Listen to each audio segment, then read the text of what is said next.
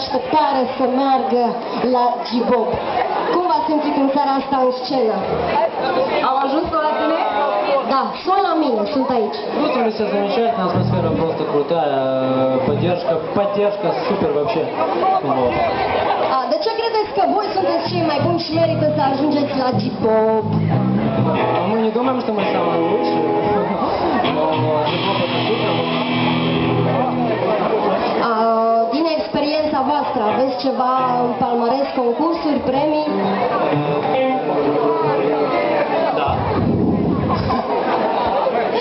Bine, vă mulțumesc. Ce ați fi vrut să spuneți în seara asta juriului, un mesaj pentru ei de la voi Experience? Ну, хотим сказать большое спасибо жюри и терпение только и держаться им. Вот. До самого конца. Le mulțumesc. De la voi aș vrea acum niște aplauze pentru ei că au fost super tare în scenă.